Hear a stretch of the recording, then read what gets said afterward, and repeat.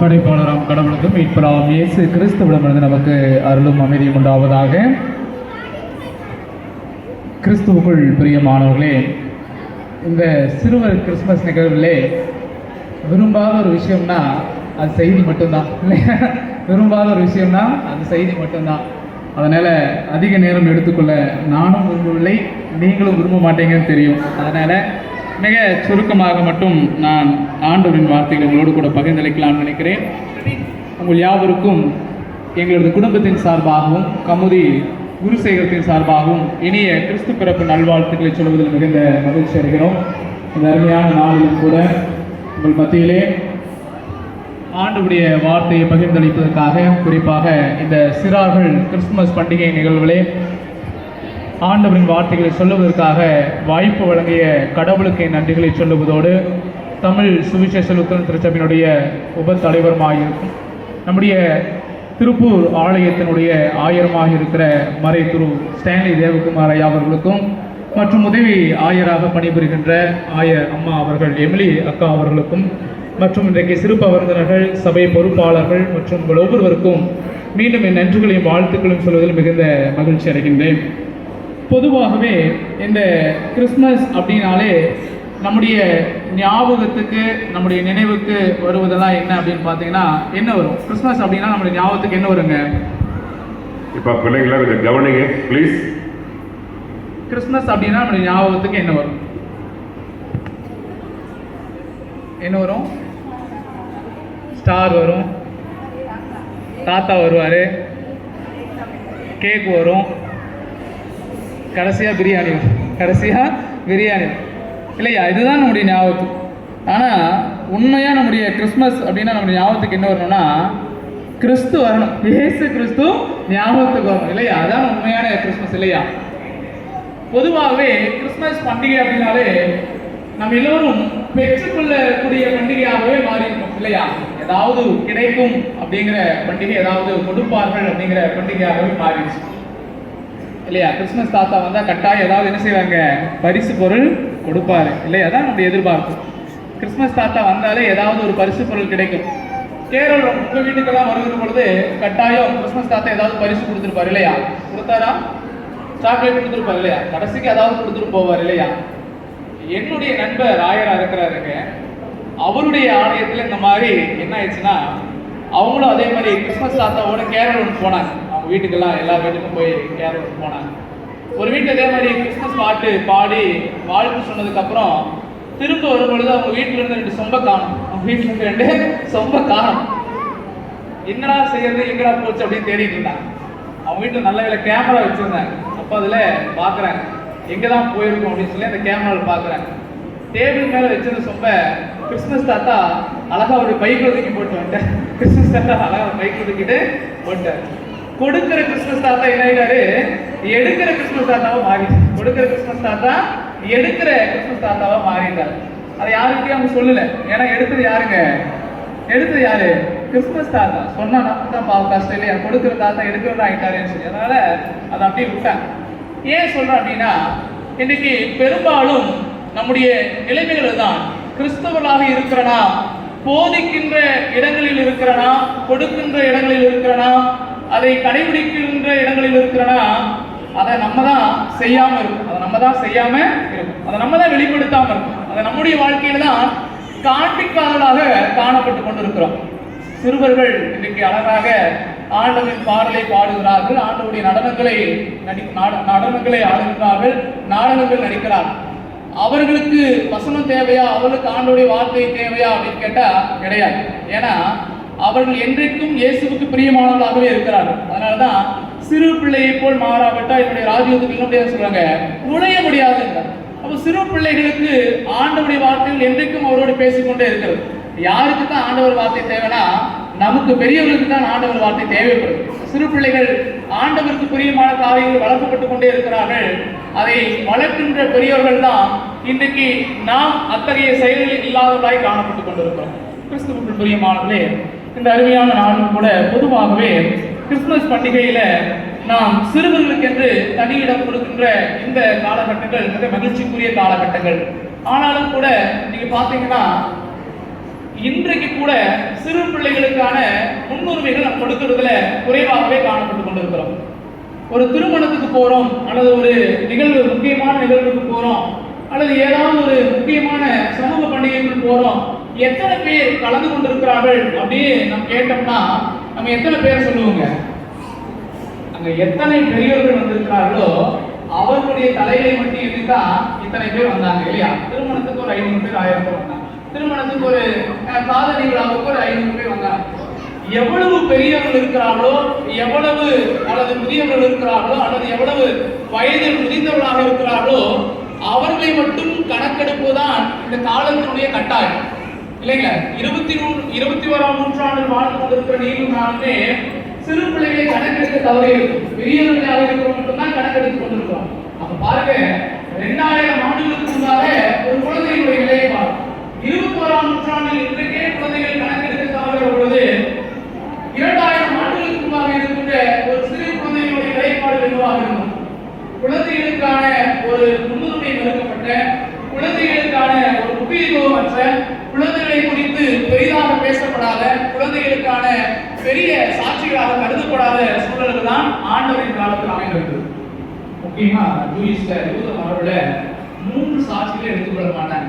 எந்த ஒரு நிகழ்வையும் 3 பேருடைய சாட்சிகளை கருத மாட்டாங்க. முதலாவது சாட்சி யாருன்னா மெய்ப்பர்கள். முதலாவது சாட்சி யாருங்க? மெய்ப்பர்கள் எங்க இருப்பாங்க அப்படின்னா ஊருக்கு வெளியில மெய்ப்பணி வாழ்வதுதான் மெய்ப்பர்கள். அவர்கள் ஒருவரதும் ஊருக்குள் அனுமதிகள் கிடையாது. அனுமதி மறுக்கப்பட்டவர்கள், நம்ம சொல்றோம் இல்லையா, அவருடைய பெயர் பட்டியலில் கூட மெய்ப்பனுடைய பெயரை சேர்க்க மாட்டாங்க. ஏன்னு சொன்னா அவர்கள் மனிதர்களாகவே கணக்கிட மாட்டார்கள். முதல் சாட்சி, அவங்க ஒரு கொலையை பார்த்தாலோ அல்லது எதையாவது ஒரு குற்றத்தை கண்டு சாட்சி சொல்ல வந்தாலோ அந்த சாட்சியை எடுக்க மாட்டாங்க. 2வது சாட்சி பெண்கள் சாட்சி. உமன்ஸ் பேசக்கூடாது. சபையில் என்ன செய்யக்கூடாது? பெண்கள் பேசக்கூடாது.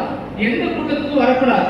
யாரிடத்திலும் பேசக்கூடாது. யாருடைய நிகழ்வுகளையும் அவர்கள் கலந்து கொள்ளக்கூடாது. அதனாலதான் பெண்கள் சாட்சியை சொல்வதையும் அவர்கள் அனுமதிப்பது. 3வது குழந்தைகள். குழந்தைகளும் ஏதாவது ஒரு நிகழ்வை குறித்தோ, ஏதாவது ஒரு விதமான ஏதாவது ஒரு கொலை அல்லது ஏதாவது ஒரு பிரச்சனை, ஏதாவது நிகழ்வுக்கான சாட்சி சொல்றாங்க பார்த்தீங்கன்னா, அந்த சாட்சி அவங்க எடுத்துக்கிறாங்க. இந்த 3 சாட்சிகளுமே யூத மரபில் மறுக்கப்பட்டதாக பார்க்கப்பட்டது. அதனாலதான் பாருங்க, ஆண்டவரின் பிறப்பு இந்த 3 முக்கிய பேர்களை முன்னிறுத்துகிறது. முதலாவது அவர் பிறந்தவர்கள் செய்தி யாருக்கு சொல்றாங்க? மெய்ப்பருக்கு சொல்றாங்க. பிறக்க போகிற செய்தி மரியாவுக்கு சொல்றாங்க. எப்படி பிறந்திருக்கிறார்கள் சொன்னா குழந்தையாக பிறந்திருக்கிறார்கள் செய்தி சொல்றாங்க. 3 முக்கியமான செய்திகள் இந்த 3 முக்கிய பேரை முன்வைத்து சொல்லப்பட்டிருக்கிறது. இயேசுவினுடைய பிறப்பு நம்ம எல்லாருமே எதிர்பார்க்கலாம். மற்ற புராணங்கள் சொல்லுகிற மாதிரி, மற்ற கதைகள் சொல்லுகிற மாதிரி அவர் வானத்திலிருந்து வந்தவரோ அல்லது கடலுக்குள்ளிருந்து எழுந்தவரோ அல்லது ஏதோ மலையிலிருந்து மக்களை தேடி வந்தவரோ அல்ல. எப்படி வந்திருக்கிறாருன்னா அவரும் குழந்தையாகவே பிறந்திருக்கிறார். வரலாற்று நிகழ்வோடு ஆண்டவரின் உலகுக்கு வருகிறவராக காணப்படுகிறார். எனவே ஆண்டவருடைய பிறப்போ ஆண்டவருடைய வருகையோ வரலாற்றிலிருந்து மாற்றவோ மறைக்கவோ அல்லது அதை நீக்கவோ முடியாது. அதனாலதான் கால சூழலோடு எழுதுறாங்க. தாவீதின் காலத்திலே கணக்கெடுப்புகள் நடக்கிற பொழுது மரியாவும் யோசேப்பும் தன்னுடைய சொந்த ஊருக்கு பெயரை பதிவு செய்வதற்காக போகிறார்கள். வரலாற்று பின்னணியத்தோடு கூட ஆண்டவருடைய பிறப்பை பதிவு செய்கிறார்கள்.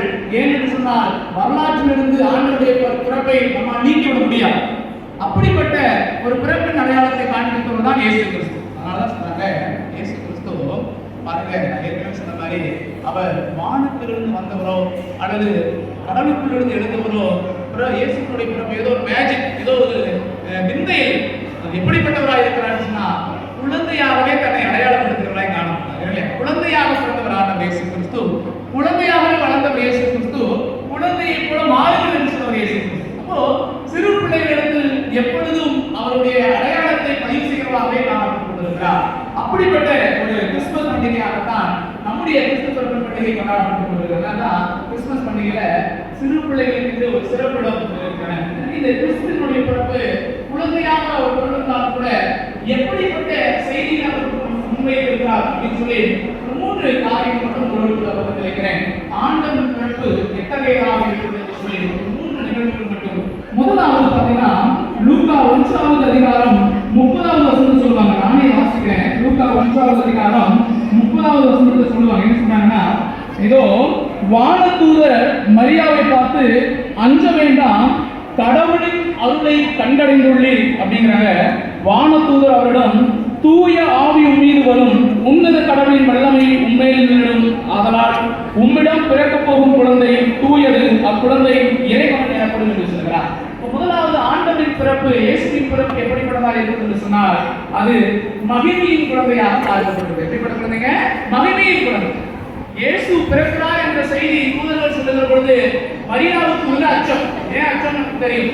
இந்த சமூகத்திலே திருமணமாய் குழந்தை பிறப்பதே அரிதான ஒரு காரியத்திலே திருமணமே ஆகாத குழந்தை பெற்றெடுப்பது, கட்டி கருவுற்றிருப்பது மிக மிக கவலைக்குரிய சூழல், அவதூறுக்கான பேச்சு கிடமளிக்குரிய காலமாக இருப்பது எப்படி என்று மனக்கலக்கத்தோடு இருக்கிற பொழுது மரியாவுக்கு தூதர் சொல்கிறார், அது பிறக்கின்ற குழந்தை, வயிற்றில் பிறக்கின்ற குழந்தை மகிமையின் குழந்தை பேசுகிறார். மகிமையின் அது கடவுளின் பிள்ளை, எனவே நீ அஞ்ச வேண்டாம் என்று ஆளுநர் சொல்கிறார். ஆண்டவரின் பிறப்பு முதலாவது குழந்தை எப்படி உலகுக்கு வருவது என்று சொன்னால் கடவுளுடைய செயலால், கடவுளுடைய வல்லமையால், கடவுளுடைய மாபெரும் அருளால் உலகை காண வரும் மகிமையான குழந்தை. பிள்ளைகள் மகிமைக்குரியவராய் பார்க்கப்பட வேண்டும். அதான் ஆண்டவர் படுத்துகிறார். மகிமையான அடையாளத்தோடு உலகுக்கு வருகை தந்தவர் ஆண்டவர் நம்முடைய பிள்ளைகளையும் மகிமைக்குரிய அடையாளங்களாக மாற்ற வேண்டும் என்பதை ஆண்டவர் விரும்புகிறார். எல்லாரும் மகிமையின் அடையாள பிள்ளைகளாக மாற வேண்டும். ஆண்டவருடைய அருளால், ஆண்டவருடைய அரவணைப்பால், ஆண்டவருடைய ஆசையால், ஆண்டவருடைய வார்த்தையால் நம்முடைய பிள்ளைகள் வளர்க்கப்பட வேண்டும். ஒவ்வொரு குழந்தைகளும் கடவுளின் மகிமையை வெளிப்படுத்துகிற பிள்ளைகளாக இருக்க வேண்டும். அதான் கடவுளுடைய விருப்பம். இல்லங்களில், நம்முடைய சபைகளில், நம்முடைய சமூகங்களில் வளர்கிற குழந்தைகள் மகிமைக்குரிய குழந்தைகளாய் காணப்பட வேண்டும். அதனால்தான் ஆண்டவர் அழகாக சொல்றார், இதோ வயிற்றில் பிறக்கின்ற குழந்தை கடவுளின் அருளால் பிறக்கிறது, அந்த குழந்தைக்கு நீதான் பொறுப்புங்கிறார். மரியாதை மிகப்பெரிய பொறுப்பை கொடுக்கிறார். யோசேப்பு இந்த நிகழ்ச்சியை கேட்ட உடனே சொன்னது, எப்படியாவது என்ன செய்யலாம், இது மரியாவுக்கு வருத்தம் இல்லாம அவங்க மனவளர்ச்சி செய்யலாம் நினைக்கிறார். ஆனா தூதன் அவர்கிட்ட பேசுறார், யோசேப்பே உள்ளத்தில் தீயதை சிந்திப்பதியேன், மரியா கருவுற்றிருப்பது ஆண்டவருடைய அருளா, நீயும் மரியாதை சேர்ந்தால் பிள்ளையை வளர்க்கணுங்கிறார். நீயும் மரியாதை சேர்ந்தால் பிள்ளைய வளர்க்கணும். குழந்தை வளர்ப்பதுல பெற்றோருக்கு மிகப்பெரிய பங்கு இருக்கு. பெற்றோருக்கு மிகப்பெரிய பங்கு இருக்கிறது. அதுல உன் பொறுப்பு என் பொறுப்பு என்று பிரித்து பார்ப்பதற்கான அழைப்பு அல்ல, மாறாக இணைத்து பிள்ளைகளை வளர்ப்பதற்கான அழைப்பை தான் ஆண்டவர் நமக்கும் கொடுத்தவராக இருக்கிறார். எனவே ஆண்டவரின் பிறப்பு மகிமையின் குழந்தையாக உலகுக்கு வருகிறார். நாமும் நம்முடைய பிள்ளைகளை கடவுளின் மகிமைக்குரிய பிள்ளைகளாக வளர்க்க வேண்டும் என்பதிலே ஆண்டவர் நமக்கும் அந்த செய்தியை இந்த நாளிலே வழங்குகிறார். இரண்டாவது பார்த்தீங்கன்னா லூக்கா 2வது அதிகாரம் 7வது வசனத்துல அழகா சொல்றார். லூக்கா 2வது அதிகாரம் 7வது வசனம், அவர் தம் தலைவர்களை பெற்றெடுத்தார், விடுதியில் அவர்களுக்கு இடம் கிடைக்கவில்லை, எனவே பிள்ளையை துணியில் பொதிந்து தீவன தொட்டியில் கிடத்தினர் அப்படிங்கிறார். இரண்டாவது, அந்த குழந்தை மகிமையின் குழந்தையாக இந்த உலகுக்கு வருகிறது. ஆனால் மகிமையின் குழந்தை என்று சொல்லி ஒரு பொழுதும் அதை ஆடம்பரத்தில் வளர்க்கவில்லை. ஆடம்பரமான இடங்களில் அவர்கள் அந்த குழந்தையை குறித்து பேசவில்லை. ஆடம்பரமான சூழலுக்குள்ளாக அந்த குழந்தையை நிறுத்தவில்லை. அந்த குழந்தை எங்கு பிறந்து கிடத்தப்பட்டிருக்கிறது என்று சொன்னால், இதோ விடுதிகளில் அந்த குழந்தைக்கு இடமில்லாத காரணத்தால் தீவன தொட்டியிலே பிள்ளையை கிடைத்திருக்க காண்பீர்கள் என்கிற அடையாளத்தை அவர்கள் சொல்கிறார். முதலாவது ஆண்டவரின் பிறப்பு எப்படிப்பட்டது என்று சொன்னால் மகிமையின் குழந்தை ஆண்டவருடைய பிறப்பு. இரண்டாவது எளிமையின் குழந்தையாய் உலகுக்கு வந்தவர். மகிமையின் குழந்தையாய் உலகுக்கு வந்தார். இரண்டாவது எளிமையின் குழந்தையாய் உலகுக்கு வந்தார். கடவுளுடைய பிறப்பே ஆனாலும் கூட இந்த உலக வாழ்வில் எளிமையோடு வாழ வேண்டும் என்கின்ற எடுத்துக்காட்டை முன்வைத்தவர் ஆண்டவர் இயேசு கிறிஸ்து. இன்னைக்கு லட்ச லட்சமா குழந்தைகளுக்கு செலவு செய்வதை பார்க்கிற பொழுது மனக்கவலையாக இருக்கின்றன. எளிமை என்ன என்று பிள்ளைகளுக்கு சொல்ல தவறி இருக்கிறோம் இல்லையா? கேட்கின்ற பொழுதெல்லாம் பொருட்களை வாங்கி ஆடம்பரத்துக்குள் வளர்க்கிற பொழுது அந்த குழந்தைக்கு ஏதாவது மறுக்கப்படுகிற பொழுது அதனுடைய மனநிலை மாற்றப்படுகிறது இல்லையா? இன்னைக்கு இருக்கிற சமூக சூழல் அதுதான். எல்லாமே வாங்கி கொடுக்கிற பெற்றோராக நாம் காணப்படுகிற பொழுது குழந்தைக்கு எளிமைனா என்னன்னே தெரியல, கஷ்டப்படுறது எப்படின்னு அவருக்கு புரியல, எல்லாமே கிடைச்சிரும் போல அப்படிங்கிற இந்த உலக வாழ்க்கையிலே எளிமைகளாக வாழுகிற பிள்ளைகளாக இன்றைக்கு வாழ்ந்து கொண்டிருக்கிறார்கள். கிடையாது. இன்றைக்கு ஆண்டவருடைய பிறப்பு சொல்லுகிற செய்தி அதுதான். எளிமைக்குரிய அடையாளங்களுடைய பிள்ளைகளாக நம்முடைய பிள்ளைகள் வளர்க்கப்பட வேண்டும். எந்த உயர்வான நிலையில் இருந்தாலும், எந்த உயர்ந்த பொருளாதாரத்தில் நாம் உயர்ந்திருந்த நிலையில் இருந்தாலும் கூட பிள்ளைகளுக்கு எளிமை எது என்பதை போதிக்க நாம் அழைக்கப்பட்டிருக்கிறோம். எல்லாமே கஷ்டப்பட்டால் தான் கிடைக்கும். படிப்பிலே கடினப்பட வேண்டும், உழைப்பிலே கடினப்பட வேண்டும், பொருட்கள் வாங்குவதிலே கடினப்பட வேண்டும், செலவிலே கடினப்பட வேண்டும் என்கின்ற அந்த மனச்சிந்தைகளை, அந்த மன எண்ணங்களை பிள்ளைகளுக்கு வளர்ப்பதிலே நாம் போதிக்க வேண்டும். இன்னைக்கு கேட்பதெல்லாம் கொடுக்கறதுனால தான் பிள்ளைகளுக்கு கடினத்தினுடைய சூழ்நிலை புரிவதில்லை. அதனால தான் தவறுதலான முடிவுகளுக்கு போவது, தவறுதலான வாழ்வியலுக்கு போவது, தவறுதலான செயல்களுக்கு போகுது இல்லையா? இன்னைக்கு சமூக வலைதளங்கள் நம்ம பார்க்கிறோம், ஃபேஸ்புக், இன்ஸ்டாகிராம், இந்த நிகழ்வுலாம் கிடைக்கலங்கிறதுக்காக ஏதோ முடிவெடுக்கிற பிள்ளைகளை நம்மால் பார்க்கிறோம். கிறிஸ்துவுக்குள் பிரியமானவர்களே, ஆண்டவர் மகிமையின் குழந்தையாகவே பிறந்திருந்தாலும் கூட எளிமையோடு தன்னை அடையாளப்படுத்தினா, அந்த எளிமையோடு கூட நம்முடைய பிள்ளைகளையும் நாம் வளர்க்க ஆண்டவர் நம்மை அழைக்கிறார். எளிமை என்ன சொல்லிக் கொடுக்கும்? படிப்பதில் ஆர்வத்தை சொல்லிக் கொடுக்க வேண்டும். முனைப்பிலே ஆண்டவருடைய ஆர்வத்தை சொல்லிக் கொடுக்க வேண்டும். வளர்ப்பிலே ஆண்டவருடைய எளிமையை குறித்து சொல்லிக் கொடுக்க வேண்டும். எளிமையோடு கூட நடந்து கொள்வதை பிள்ளைகளுக்கு நாம் போதிக்க அழைக்கப்பட்டிருக்கிறோம். இந்த கிறிஸ்துவின் பிறப்பு எளிமைக்கான அடையாளம் இல்லையா? அந்த குடிலெல்லாம் அமைக்கிறோம் பாருங்க, அந்த காட்சியே எளிமைக்கான காட்சியாம். ஏன் எளிமைக்கான காட்சினா, நாளடைவில் கிறிஸ்துமஸ் ஆடம்பர விழாவாக மாறி போன காரணத்தினால அந்த குடிலின் காட்சிகள் மீண்டும் மீண்டும் நம்ம எளிமைப்படுத்துகின்றன. அங்க இருக்கிற மெய்ப்பர்கள், அங்க இருக்கிற ஞானிகள், அங்க இருக்கிற தூதர்கள், அங்க இருக்கிற மரியா, யோசேப்பு, குழந்தை எல்லாமே இதோ பாருங்க, மீண்டும் அவர் மாட்டுத் தொழுவத்தில் பிறந்தவர் என்பதை நாம் மறந்துவிடக்கூடாது என்கின்ற எளிமையை நமக்கு போதித்துக் கொண்டே இருக்கிறோம். ஆடம்பரமான கிறிஸ்துமஸ் கொண்டாட்டத்தில் நாம் எளிமைகளை தொலைத்து விடக்கூடாது இல்லையா? எளிமையான வாழ்க்கையில் மறந்து விடக்கூடாது. எளிமைகளோடு கூட ஆரம்பிக்கணும். எந்த விஷயத்தை எளிமைகளோடு கூட ஆரம்பிக்கணும்னு ஆண்டவர் சொல்றார். ஆண்டவரின் பிறப்பு எப்படிப்பட்டதுன்னு அழகா சொல்றாரு. அவர் மகிமையின் குழந்தையாய் பிறந்தார், இரண்டாவது எளிமையின் குழந்தையாய் பிறந்தார், மூன்றாவது அவர் எப்படிப்பட்ட குழந்தையாய் திகழ்ந்தார் அப்படின்னு கேட்டீங்கன்னா, லூக்கா 2வது அதிகாரம் 47வது வசனத்துல சொல்றார். 47வது வசனம் என்ன அப்படின்னா, இதோ அவற்றை கேட்டு அனைவரும் அவருடைய புரிந்து கொள்ளும் திறனை அவர் அளித்த பதில்களை கண்டு மலைத்து போயின. கோவிலில் சிறுவன் இயேசுன்னு சொல்லலாம். கோவிலில் சிறுவன் இயேசு இல்லைங்களா? அவர் இயேசுவும் தாயார் மரியாவும் யோசேப்பும் அவருடைய பண்டிகையை கொண்டாடுவதற்காக எருசலேமுக்கு போகிறாங்க. அங்க போய் திரும்பி வருகிற பொழுது இயேசு ஆலயத்திலே தங்கி விடுகிறார். ஆலயத்தில் தங்கினவர் எப்படி இருக்கிறார் பாருங்க, அங்க இருக்கிற ரபிகளோடு உரையாடி கொண்டிருக்கிறார். அங்க இருக்கிற போதகளோடு செய்யறாங்க, உரையாடி கொண்டிருக்கிறார். அப்ப இவர் கேட்கின்ற கேள்வியை பார்த்த உடனே அங்க இருக்கிற ரபிகளுக்கு கூட ஆச்சரியம், எவ்வளவு சிறந்த ஞானத்தோடு அந்த குழந்தை நம்மிடத்தில் பேசுகிறது என்று சொல்லி. அப்ப மூன்றாவது இயேசுவின் பிறப்பு எப்படிப்பட்டது என்று சொன்னால், அது மகிமையின் குழந்தையாக ஆண்டவர் பிறந்தார், எளிமையின் குழந்தையாக ஆண்டவர் பிறந்தார், திறமையின் குழந்தையாக ஆண்டவர் பிறந்தார் இல்லைங்களா? குழந்தை திறமைகளோடு வளர்க்கப்பட வேண்டும். எந்த ஒரு திறமையின்மையோடு குழந்தைகள் நம்ம என்ன செய்யக்கூடாதுங்க, நம்ம டவுன் பண்ணக்கூடாது. எந்த குழந்தைகளுக்கு சொல்லிக் கொடுக்காம நம்ம வளர்க்கவே கூடாது.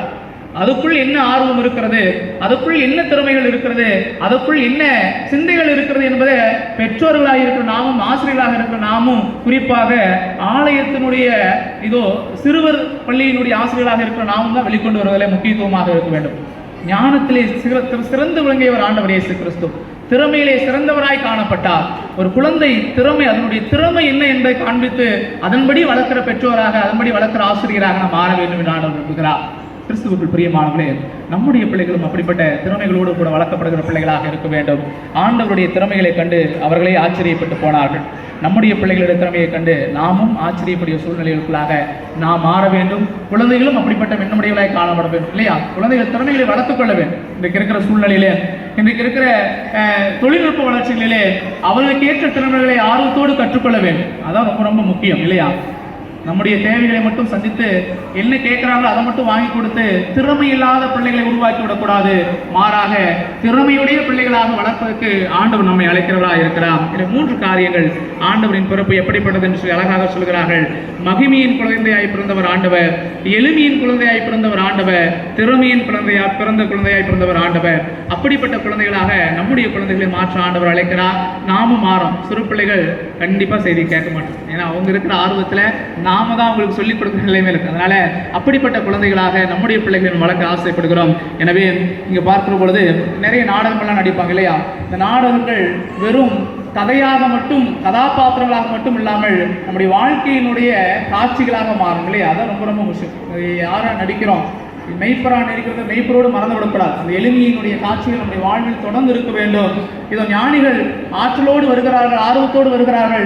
அந்த ஆர்வம் நமக்குள் தொடர்ந்து இருக்க வேண்டும். இதோ மரியாவும் யோசேப்பும் எப்படி தன்னுடைய பிள்ளைகளை வளர்ப்பதை அவர் ஆர்வம் அடைந்தார்களோ அதே ஆர்வங்கள் நம்முடைய வாழ்வில் காணப்பட வேண்டும் என்கிற அந்த நல்ல சிந்தைகளோடு தொடர்ந்து நம்முடைய பிள்ளைகளும் திறமையின் பிள்ளைகளாக, எளிமையின் பிள்ளைகளாக, மகிமையின் பிள்ளைகளாக வளர்க்க ஆண்டவர் நமக்கு அழைப்பு கொடுக்கிறார்.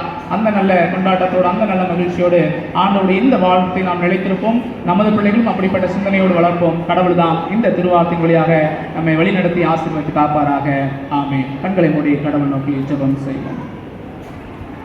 எங்களை அதிகமாக நேசித்து வழி நடத்துகிற அன்புமிக்க ஆண்டவரே, இந்த மனமகிழ்ச்சியான ஆண்டவரே, இந்த கிறிஸ்துமஸ் ஆண்டவரை பண்டிகை கொண்டாட்டத்தின் ஒரு பகுதியாக எங்களுடைய ஆலயத்தை ஆண்டவரை சிறார்கள் உண்மை போற்றி புகழவும் ஆண்டவரே உடைய பிறப்பின் காட்சிகளை நடிப்பில் வெளிப்படுத்தவும் ஆர்வத்தோடு இருக்கிற இந்த சூழ்நிலையிலே ஆண்டவருடைய வார்த்தைகள் அவரோடு கூட பேச வேண்டுமா?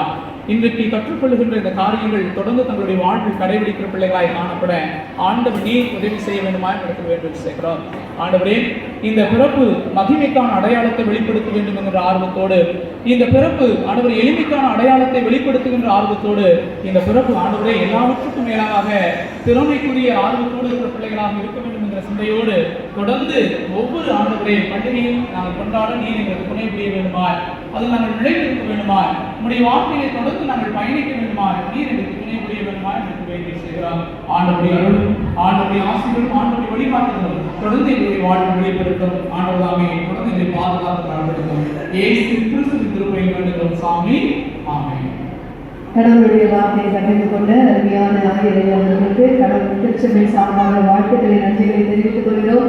திருச்சபையார் கரங்களை